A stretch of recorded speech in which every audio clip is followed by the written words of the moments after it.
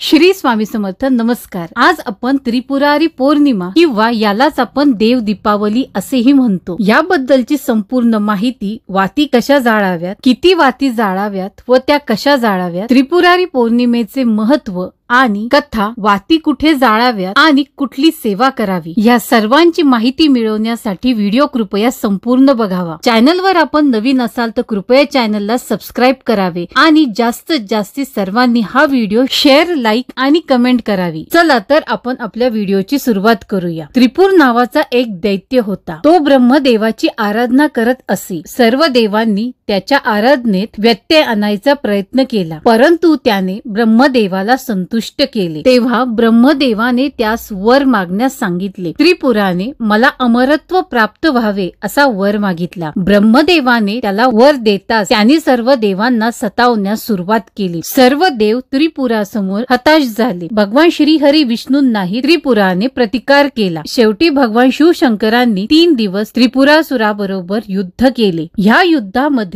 कार्तिक शुद्ध पौर्णिमेच्या दिवशी भगवान शिवशंकरांनी त्रिपुरासुराचा वध केला व देवांचे गेलेले संपूर्ण वैभव परत मिळवून दिले. सर्व देवांना आपले वैभव परत मिळाल्यामुळे अत्यानंद झाला व त्यांनी भगवान शंकराचे आभार मानले व त्यांना संतुष्ट करण्यासाठी त्यांची स्तुती म्हणून दीपोत्सव साजरा केला. म्हणून त्रिपुरारी पौर्णिमेला आपण देव दीपावली असेही संबोधतो. देवाप्रमाणे आपल्याही जीवनात कधी अनिष्ट घडते. आपलेही जीवन दिव्यांच्या प्रकाशामध्ये उजळून निघेल, यामुळे आपण दरवर्षी भगवान शिवशंकराच्या मंदिरात सायंकाळी 7:30 वाती जाळतो. वाती जाळण्यापूर्वी त्या थोड्या वेळ शुद्ध तुपात भिजून ठेवणे. त्रिपुरारी पौर्णिमेच्या दिवशी ज्या वाती आपण वापरतो त्याला आपण त्रिपुराच्या वाती असे म्हणतो, कारण आपण त्या वातींना त्रिपुरासुराचे प्रतिकात्मक रूप मानतो. त्रिपुरारी पौर्णिमेच्या दिवशी आपण कुठली सेवा करावी हे बघूया. भगवान शिवशंकराच्या पिंडीला अभिषेक घालावा. अभिषेक कसा करावा याची लिंक मी वर आय बटन आणि डिस्क्रिप्शन बॉक्स मध्ये देत आहे,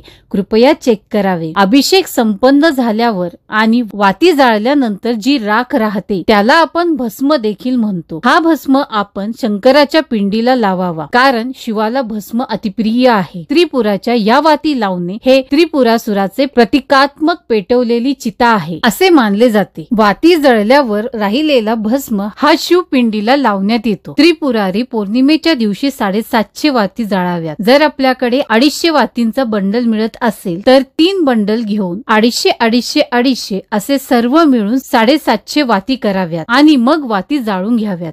वात जळेपर्यंत आपण भगवान शिवशंकरांच्या सेवा कराव्यात, ज्यामध्ये आपण महामृत्युंजय मंत्र, श्री शिव अष्टोत्तर शतनामावली, कालभैरवाष्टक, शिव महिम्न या सर्व सेवा केल्या तर अतिउत्तम. या सर्व सेवेंची प्लेलिस्ट मी वर आय बटन आणि डिस्क्रिप्शन बॉक्स मध्ये देत आहे, जेणेकरून त्रिपुरारी पौर्णिमेच्या दिवशी भगवान शिवशंकरांची सेवा आपल्याकडनं महादेव चरणी रुजू होईल. पुढे स्क्रीनवर देखील आपल्याला शिवशंकराच्या सेवेची प्लेलिस्ट आणि व्हिडिओ दिसत आहे. कृपया त्यावर क्लिक केल्यावर भगवान शिवशंकरांच्या सर्व सेवा आपल्याला उपलब्ध होईल. माहिती जर आवडली असेल आणि चॅनलवर नवीन असाल तर कृपया चॅनलला सबस्क्राईब करावे आणि सर्वांनी जास्तीत जास्त हा व्हिडिओ शेअर, कमेंट आणि लाईक करावा. श्री स्वामी समर्थ.